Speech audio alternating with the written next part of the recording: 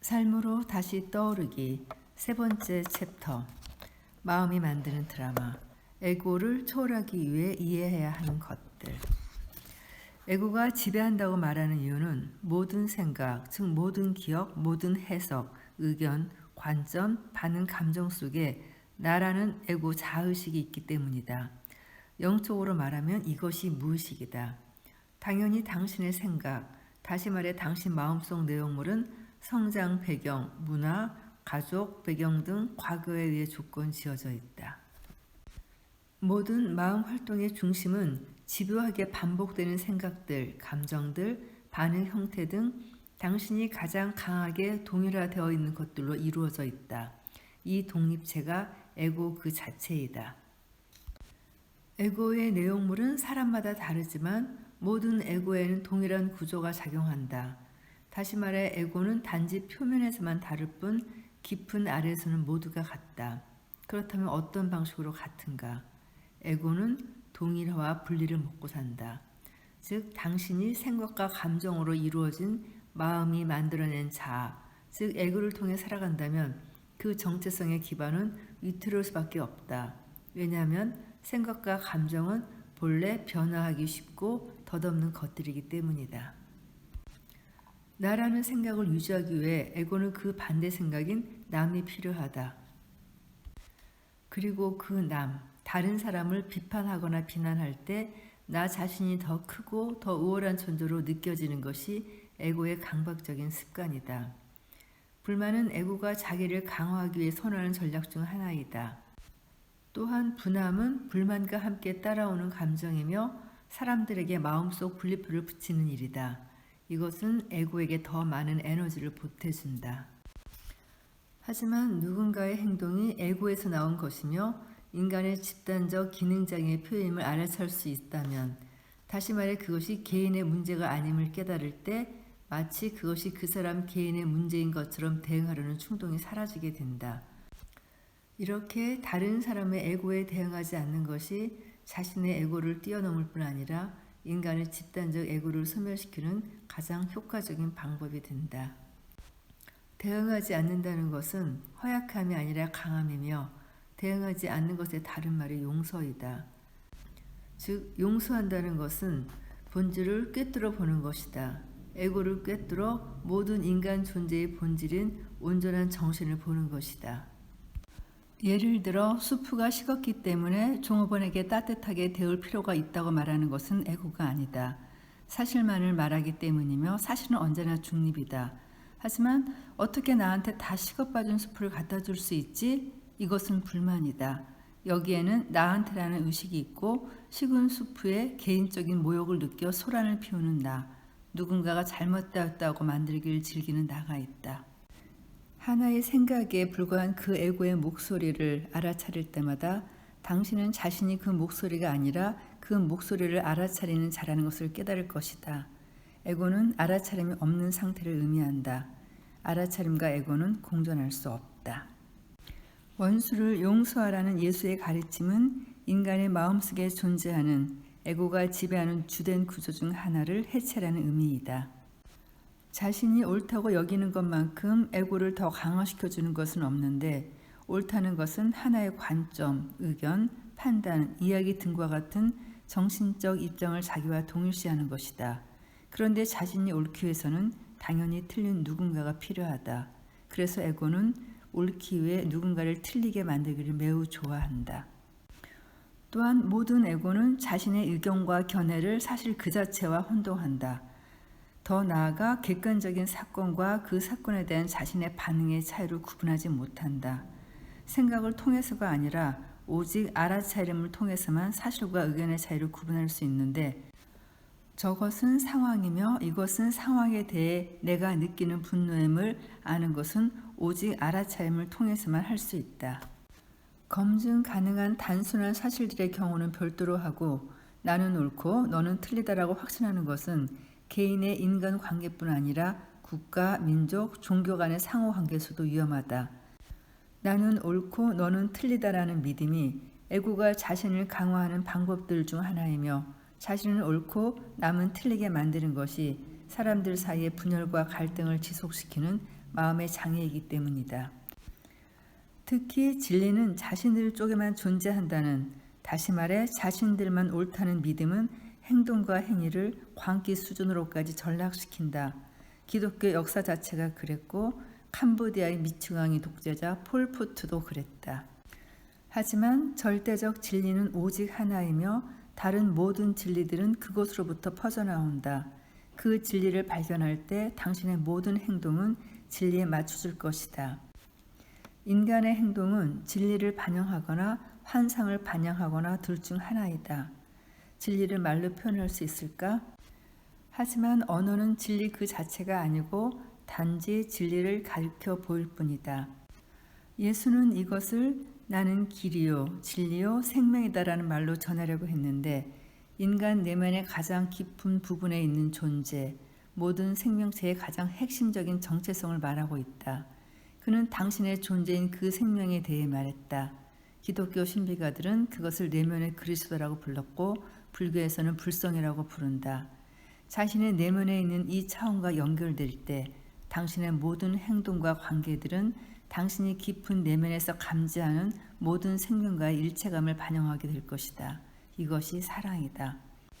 사랑하라. 그리고 내가 하고 싶은 일을 하라라고 성 어거스틴은 말했다. 언어로는 이것 이상으로 진리에 가깝게 다가갈 수가 없을 것이다. 그렇다면 영적 깨달음이란 무엇인가? 영적인 깨달음은 내가 지각하고 경험하고 생각하고 느끼는 것이 궁극적으로는 내가 아니라는 것을, 끊임없이 지나가 버리는 그 모든 것들 속에서는 나를 발견할 수 없다는 것을 분명하게 보는 것이다. 예수가 너 자신을 부정하라고 말한 것은 자신이라는 환상을 부정하고 그럼으로써 해체라는 의미였다. 그러니까 여기서 말하는 너는 셀프가 아닌 에고를 말하는 것이죠. 이 환상의 나를 버렸을 때 남는 것은 그 안에서 지각과 경험과 생각과 감정이 나타났다가 사라지는 의식의 빛이다. 그것이 바로 진정한 나, 순수한 있음이다. 이번 장의 요점은 첫 페이지에 나와 있는데요.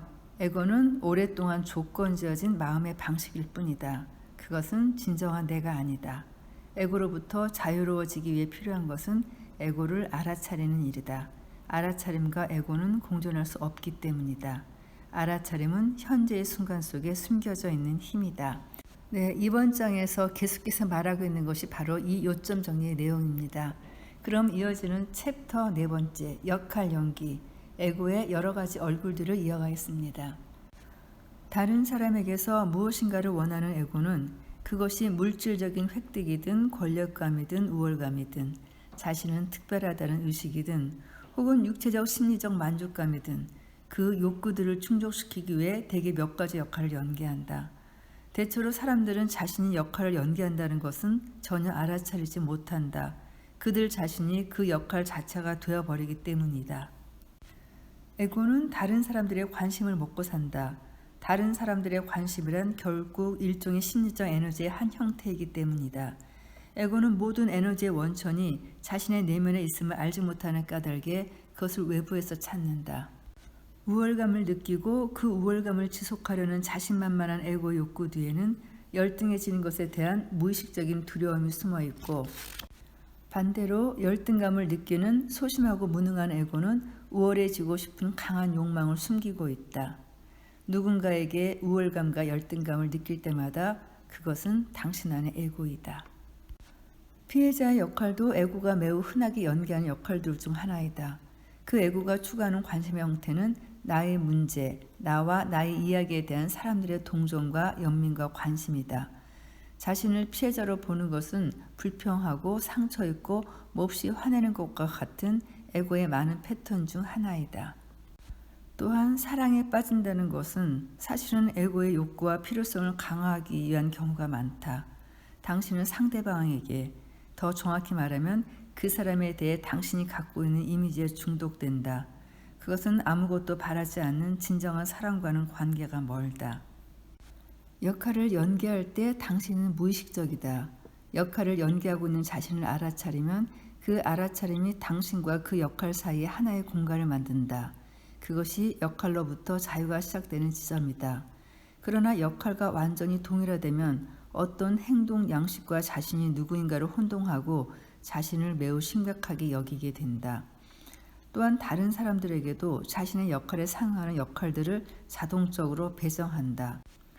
예를 들어 의사라는 자신의 역할과 완전히 동일화된 의사에게 진료를 받으러 가면 그에게 당신은 하나의 인간 존재가 아니라 환자이거나 하나의 진찰 기록일 뿐이다. 이런 느낌 전문가들에게서 가끔 볼 수 있는 것 같아요. 그 미리 정해진 역할들은 자신의 정체성에 대한 심리적 안정감을 다소 줄지는 모르지만 결국은 그것들 안에서 자기 자신을 잃어버리는 결과를 낳는다. 그리고 역할 속에 자신을 잃어버리면 진실한 인간관계는 불가능해진다. 예로 어른이라는 보편적인 역할을 보자. 당신이 어른 역할을 연기할 때 당신은 자기 자신과 삶을 매우 심각하게 받아들인다. 그 역할에는 자연스러움, 낙천성, 즐거움이 없다.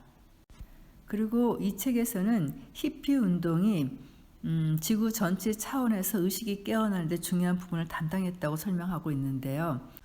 1960년대 미국 서부 해안에서 시작되어 서구 세계로 퍼져나간 히피 운동은 이기심에 기반을 둔 사회 경제 구조뿐 아니라 사회적 원형들, 역할들, 기성의 행동 양식들에 대한 젊은이들의 반발로부터 생겨났다. 그들은 부모와 사회가 부여하는 역할들을 연기하기를 거부했다. 1950년대 미국인 대부분이 아직 사고와 행동이 있어서 극단적일 만큼 체제에 순응적이었지만 1960년대가 되자 집단의 관계가 너무나 분명해지기 시작했다. 수백만의 사람들이 집단적인 개념적 정체성을 버리기 시작했다. 히피 운동은 그때까지 경고했던 에고가 지배하는 인류의 정신구조가 느슨해졌음을 보여주었다. 그리고 그 열린 틈 덕분에 동양의 오랜 지혜와 영성이 서양에 흘러들어와 지구 전체 차원에서 의식이 깨어나는 데 중요한 부분을 담당했다. 저는 이 책에서 이 설명을 듣고서 히피 운동의 의미와 중요성을 다시 한번 깨닫게 됐어요. 인간 존재 대신 개념적인 마음속 이미지들이 서로 상호작용하는 것, 그것이 역할 연기라고 볼 수 있는데요. 자신의 역할과 더 많이 동일화될수록 관계의 진정성은 그만큼 사라질 수밖에 없다. 당신은 상대방이 누구인가에 대해서뿐 아니라 자기 자신이 누구인가에 대해서도 마음속 이미지를 가지고 있다. 당신이 생각하는 나는 누구인가가 당신이 생각하는 그 사람은 누구인가와 관계를 맺는 것이다. 중요한 것은 어떤 상황에서든 역할과 동일화되지 않고 해야 할 일을 하는 것. 그것이 우리들 각자가 이곳에서 배워야 할 삶의 예술이고 가장 중요한 배움이다. 만약 어떤 행동이 자신의 역할 정체성을 유지하거나 강화하고 따르기 위한 수단이 아니라 다만 행동 자체를 위한 것이라면 그때 무엇을 행하든 간에 당신은 매우 강력해진다. 즉 역할을 연기하지 않을 때는 당신이 하는 일에 자아, 즉 에고가 없음을 의미한다. 자기 자신을 지키거나 강화하려는 제2의 안건이 없다. 그 결과 당신의 행동은 훨씬 강력한 힘을 갖게 되고 당신은 상황에 온전히 집중한다. 그 상황과 하나가 된다. 당신은 특별히 어떤 사람이 되려고 시도하지 않는다. 완전하게 자기 자신일 때 당신은 가장 강력하고 가장 효과적이다. 그러면 에고는 왜 역할을 연기하는가? 그 생각은 나는 충분하지 않다라는 것이다. 이 생각으로부터 다른 무의식적인 생각이 뒤따른다. 나는 충분한 자신이 되는데 필요한 것을 얻기 위해 역할을 연기할 필요가 있어. 더 많이 존재하기 위해 더 많이 얻을 필요가 있어. 그러나 당신은 당신인 것보다 더 많이 당신이 될 수 없다. 이 말을 다른 말로 표현하자면요. 이미 여자인 내가 여자이기 위해서 노력할 필요가 없는 거랑 마찬가지죠. 또한 에고는 상황 그 자체와 그 상황에 대한 자신의 해석이나 반응을 구별하지 못한다. 정말 지독한 날씨야라고 말하는 당신은 추위, 비, 바람, 그 밖에 당신이 반응하는 상황이 지독한 것이 아님을 깨닫지 못한다. 날씨는 그냥 날씨일 뿐이다. 지독하다는 것은 당신의 반응이고 날씨에 대한 당신 내면의 저항이며 그 저항이 만든 감정이 지독할 뿐이다. 즉 세상에는 좋은 것도 없고 나쁜 것도 없다.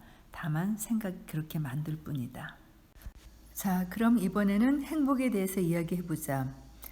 모든 성공과 행복의 비밀을 전하는 세 단어가 있다. 삶과 하나가 되기이다.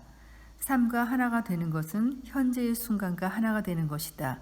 그때 당신은 자신이 삶을 사는 것이 아니라 삶이 당신을 살고 있음을 깨닫는다. 에고는 현실을 원망하는 것을 좋아하는데 현실이란 무엇인가? 지금 일어나고 있는 것이다. 어떻게 하면 지금 평화로울 수 있는가? 현재의 순간과 화해하는 것이다. 나는 언젠가 에고로부터 자유로워질 것이다. 그렇게 말하고 있는 것은 누구인가? 에고이다.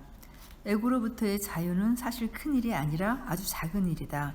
당신이 해야 할 일은 생각과 감정이 일어날 때 그것을 알아차리는 것이 전부이다. 그것은 정말로 하나의 행위가 아니라 깨어있는 바라봄이다. 대부분의 사람들은 에고로부터 자유로워지는 순간을 경험한다. 자신이 하는 일에 예외적으로 뛰어난 사람들은 일을 하고 있는 동안 완전히 혹은 거의 에고로부터 자유로워진다. 나는 교사, 예술가, 간호사, 의사, 과학자, 사회사업가, 식당 종업원, 미용원 등 자기를 추구하지 않으면서 그 순간순간이 요구하는 것에 충분히 반응하며 감탄할 정도로 일을 수행하는 사람들을 만났다. 그들은 자신이 하는 일과 하나가 되고 지금과 하나가 되며 자신이 봉사하는 사람들이나 과제와 하나가 된다. 이러한 사람들의 영향은 그들이 하는 일을 뛰어넘어 멀리까지 확대된다. 그들이 접촉하는 사람들도 에고가 줄어들기 때문이다. 이러한 사람들과 상호작용할 때는 무거운 에고를 지닌 사람들조차 때로 긴장을 풀고 방어 심리를 내려놓으며 역할 연기를 중단한다. 에고 없이 일하는 사람이 크게 성공하는 것은 전혀 놀라운 일이 아니다. 자신이 하는 일과 하나가 되는 사람은 새로운 지구를 건설하고 있는 것이다. 이번에는 병과 에고의 관계를 살펴보자. 병은 에고를 강하게도 하고 약하게도 한다. 아픈 육체에 대해 불평하며 자기 연민에 빠지거나 병을 원망하면 에고는 더욱 강해진다. 한편 정상적으로 살았을 때는 에고가 강했는데 병에 걸리면 갑자기 부드러워지고 친절해지는 한결 성품이 좋아지는 사람들이 있다. 그들은 내면의 암과 만족에 다가가고 지혜의 말을 하게 될지도 모른다. 그러다가 병에서 회복되면 에너지가 돌아오고 이때 에고도 함께 돌아온다. 병에 걸렸을 때는 에너지 수준이 매우 낮기 때문에 신체의 지성이 작용해서 남아있는 에너지를 신체를 치유하는 데 사용한다. 따라서 마음을 위해서는, 즉 에고적인 생각과 감정을 위해서는 에너지가 부족하다. 에고는 상당히 많은 에너지를 소모시키기 때문이다. 이런 경우 주위에서 종종 보이지 않나요? 아팠을 때 사람이 싹 달라지는 것 같아서. 우리만 해도 그렇잖아요. 사람이 변하면 죽는다고. 육체적으로 병이 들었을 때는 에너지가 많이 소모되는데 이때 소모되는 에너지 때문에 에고를 작동시킬 에너지에는 힘이 딸리는 거죠. 그럼 다음 장으로 넘어가기 전에 이 장의 또 요약 단락을 살펴보겠습니다. 자신의 역할과 동일화될수록 관계의 진정성은 사라진다. 사랑은 다른 사람 안에서 자신을 발견하는 것이다. 상대방이 당신의 순수한 있음을 알아볼 때 그 알아봄이 이 세상 속으로 두 사람을 통해 더 많은 순수한 있음을 차원을 가져다 준다. 이번 녹음은 여기서 마치기로 하고요. 다음은 챕터 5에서 만나보겠습니다. 감사합니다.